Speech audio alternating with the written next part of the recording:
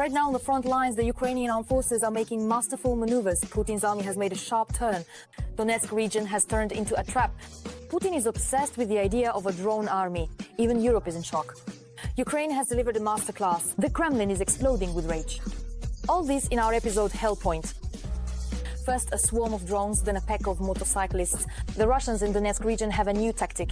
Our defenders are acting proactively. A hellish counterattack. The harsh strikes of the armed forces of Ukraine have switched to turbo mode. In response, the occupiers are burning everything with KABs. Pokrovsk is groaning. Razozhic will tell you about the operational situation on the front line in the report right now. It's fine now. Yes, there is.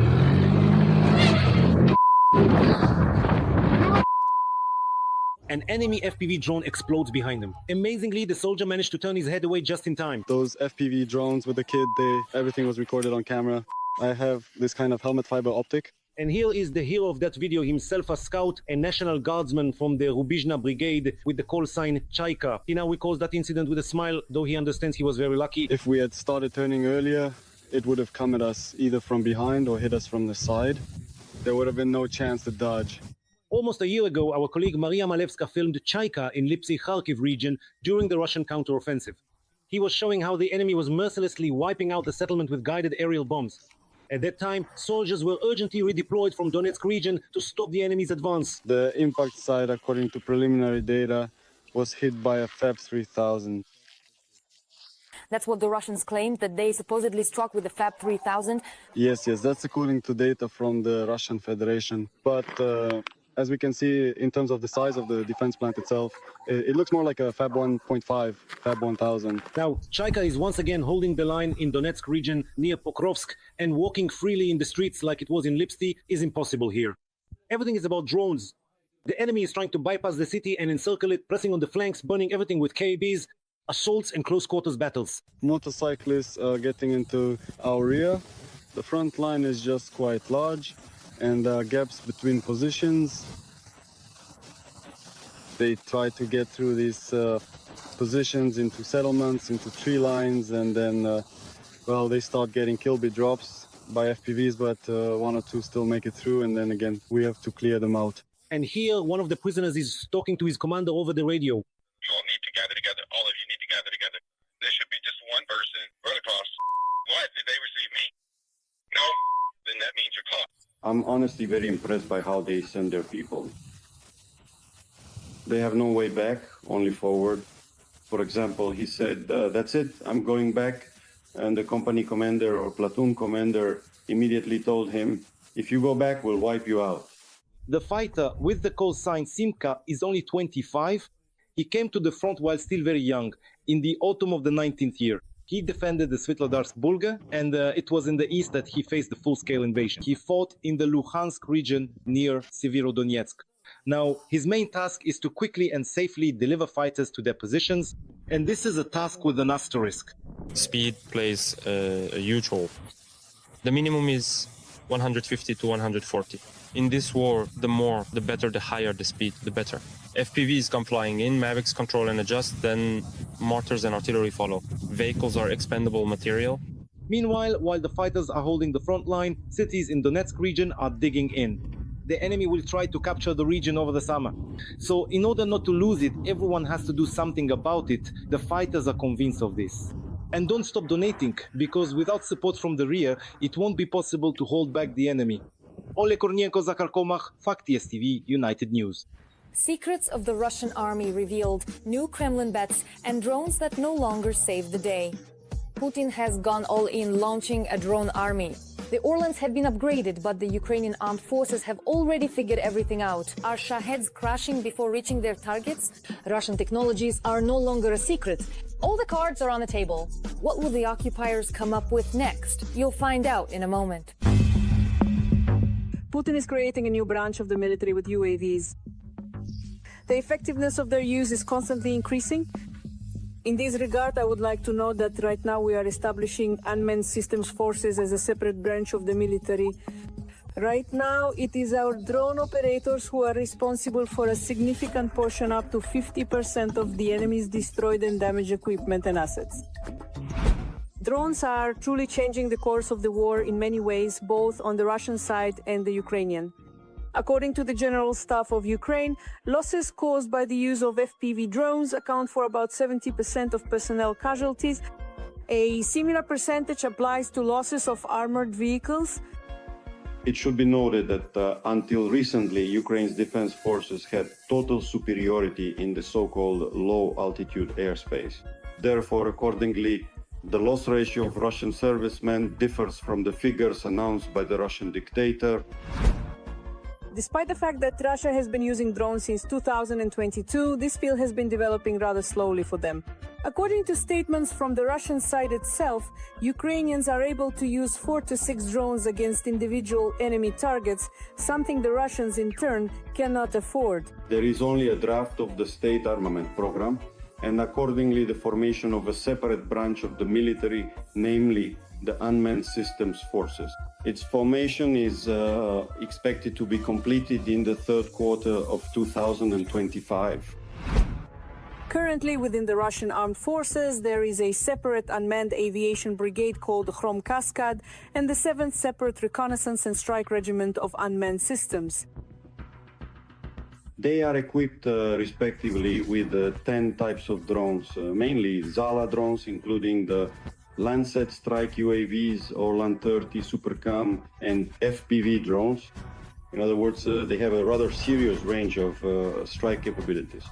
Moreover, we're talking not only about strike drones, including drones that use fiber optics, but also about reconnaissance drones. At first glance, the picture seems to be shaping up quite well. But of course, this is the usual attempt to pull the wool over the eyes of the Russians. In reality, Russian officials have found a way to benefit and make money here as well. For example, the units of the separate drone aviation brigade from Kaskad are in practice actually referred to as a privileged military unit.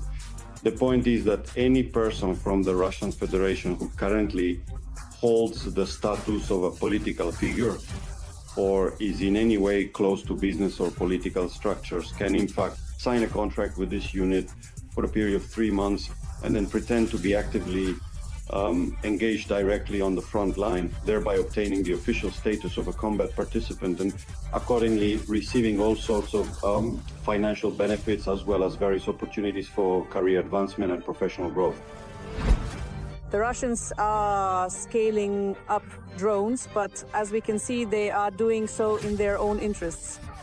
The occupiers are improving their situation on the front by using FPV drones connected by fiber optic cables, which are invisible to Ukrainian electronic warfare systems, and therefore, for now, they have the advantage.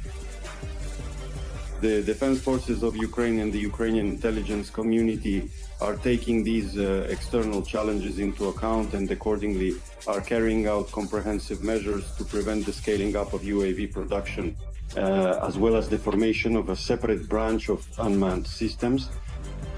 In addition to strikes on legitimate military targets on the territory of the Russian Federation, Ukrainians are also developing their own drones, outpacing the Russians and their desire to profit from the war and the deaths of their own compatriots, of whom 1 million have already fallen in Ukraine.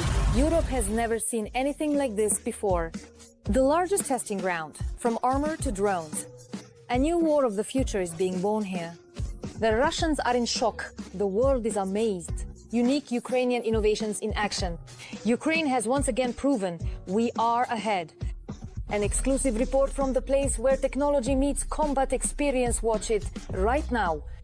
Drones, engineering modules, armored vehicles. To showcase their innovations, representatives from nearly 100 companies gathered for the opening of the testing ground. It is here that demining technologies will be tested. Practical training sessions will be held here. They can be conducted in different cities across Ukraine. As for the practical execution of tasks, they can use this testing ground. Here is a Ukrainian ground-based anti-mine robotic system. It can handle loads up to 300 kilograms. It can transport ammunition, be used for medical evacuation. You can mount mine rollers and drive through minefields with scatterable mines. And you can also equip it with a mine laying module to deploy TM mines. We are also developing a dumping system, so it can arrive, unload ammunition by itself, and then leave on its own. The controls are simple. You hold the remote in your hands and the machine is already on its way. I step onto the platform and the operator drives me across a swampy area. The vehicle easily overcomes obstacles.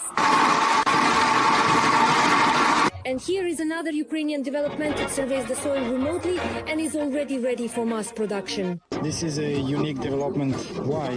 Because its remote control range is over a kilometer. When we have hundreds of thousands of hectares of fields that need to be quickly and thoroughly surveyed for explosive hazards, this machine provides exactly that capability. Another direction in demining is the use of drones equipped with thermal imagers and multispectral cameras. It may seem like science fiction, but these birds really can see mines buried deep underground. The camera on a thermal drone detects mines by picking up the difference in heat capacity and heat emission between the ground, that is the background, and the mine itself. A multispectral drone is designed to detect small differences in vegetation when it is stressed. And what can cause this stress?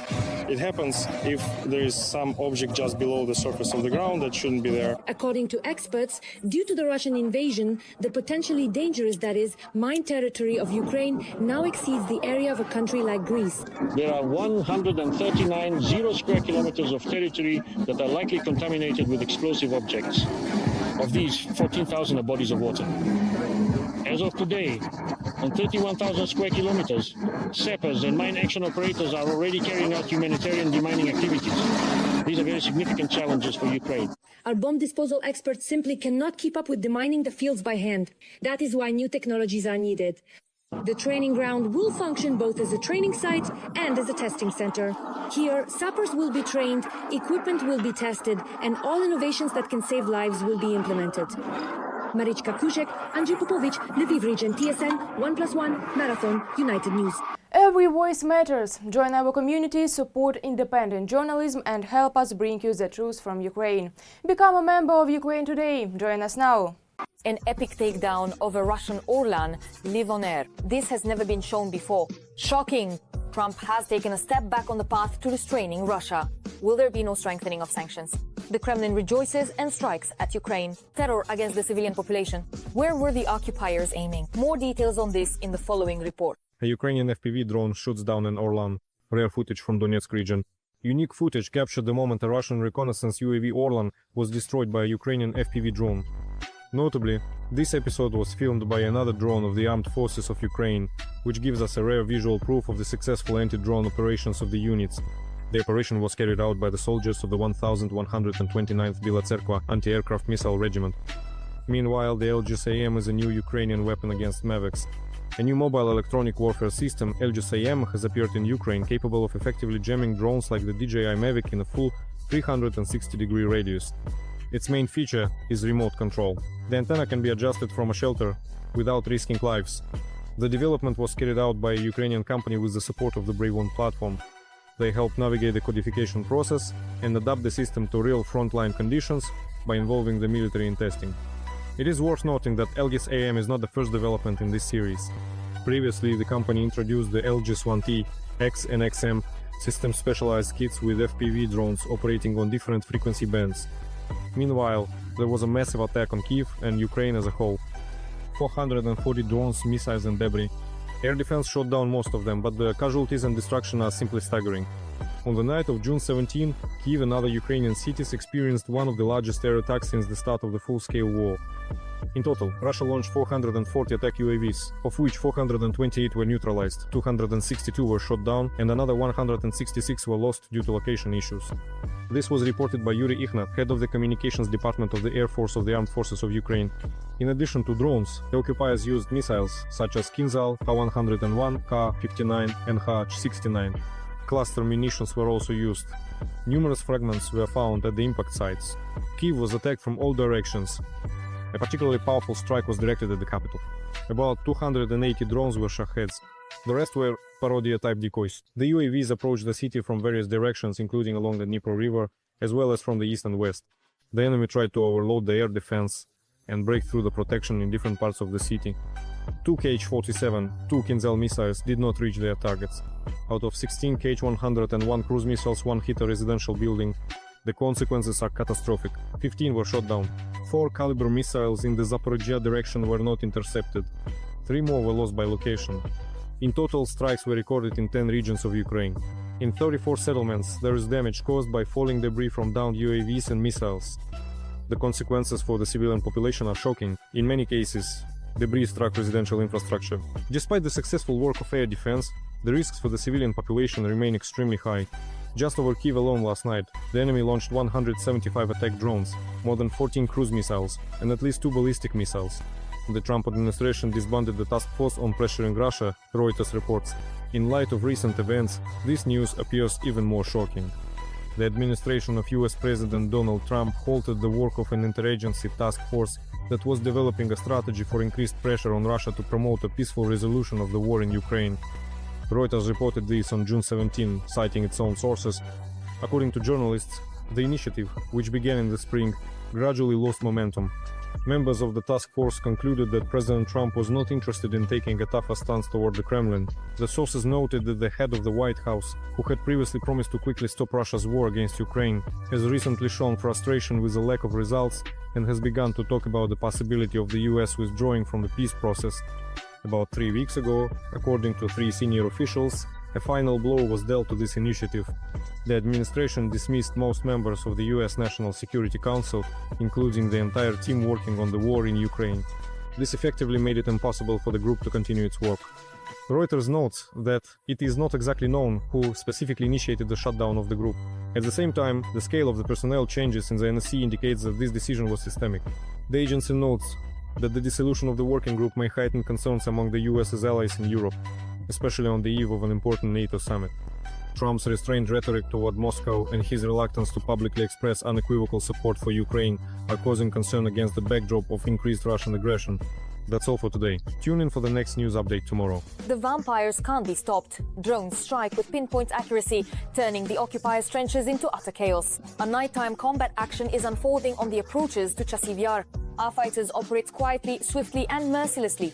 A covert operation to eliminate the invaders is in full swing. These shots keep you on edge.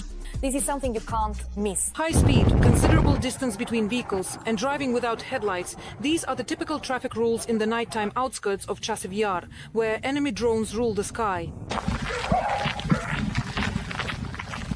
We've reached the position from which the vampirists operate. These are the pilots who launch one of the largest hexacopters in the Ukrainian Army Vampire drone. It delivers a substantial amount of explosives directly into Russian trenches, just like that. With it, they mine the area in front of our infantry positions to protect them. Previously, this was done by sappers, but now the Vampire drone has taken their place. But tonight, the drone crew has a humanitarian mission to feed the soldiers on the front line. The sky is relatively clear right now here, not far from the front line where we are. Here, the guys have brought the first package, the so-called Glovo. It contains food for the infantry. It's very important to deliver it today because the infantry has been in the trenches for a very long time, a month or even longer, so they constantly need to be fed. And they do this with the help of huge helicopters, in particular this Vampire you see here. The pilots are deploying a very tall antenna for communication. It could reveal their positions because enemy drone operators are also watching them. But without it, our drone won't be able to fly. They connect the Starlink and attach a several kilogram box to the drone. The first load has taken to the sky. The huge blades of the Vampire seem to tear through the darkness, and the drone's buzzing is louder than the explosions on the horizon. Because of this sound, the Russians have nicknamed the drone Baba Yaga. The pilot feels the pressure of enemy electronic warfare on the drone. The Russians have activated spoofing. The Vampire system keeps warning about it non-stop. Screen 3. Spoofing is when they send out false GPS coordinates. In reality, it might think the drone is actually here, but the GPS shows it over there, so it's like, oh, I need to go this way. Then every 1.5 to 2 seconds, everything changes again, and it's all mixed up, like what's going on. In such conditions, in complete darkness, the pilot has to deliver the cargo precisely into the trench to our infantry because it's not advisable for them to leave their shelter. That's an additional risk of exposing their position. They can come out and listen, they can stay in the shelters and listen. If they go on, they might not make it back. The aircraft approaches the trenches. The soldiers are already waiting there. Well, all right, come on, let me have it, please. There are still 9 boxes left, carefully wrapped in plastic film, and inside they're also cushioned with empty plastic bottles so the cargo doesn't break upon landing. I would go. Because we have a list, like, of who we need to work with. Food, water, batteries, power banks, everything else they ask for. Everything needs to be delivered by dawn, so it's safer to leave the outskirts of Chasiv Yar. Summer nights in Donetsk region are much too short, just a few hours, so no time is wasted here. In an instant, the pilot loses video contact with the drone. Now, it's impossible to see where to fly next. The cause of such interference is unknown, but the vampire crew in the underground shelter is starting to get really nervous. Is he listening to us? You don't know where the position is or what? Tell him to go ahead and get it right now, please. The video just froze.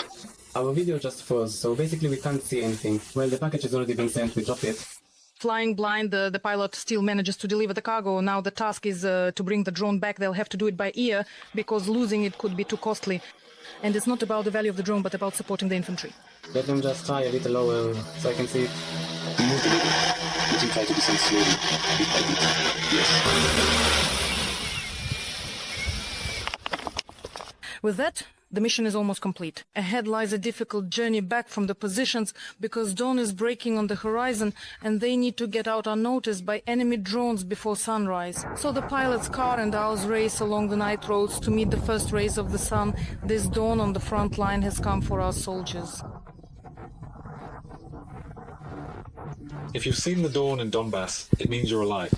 Yulia Krienko, Volodymyr Parakonsky, Ole Mostovi, TSN, 1+1, United News Marathon. That's all from me for now. I'm Darina Hutsakalo, and I was with you. Even more scorching news from the front in our next broadcast. In the meantime, don't forget to subscribe and hit the like button. See you soon!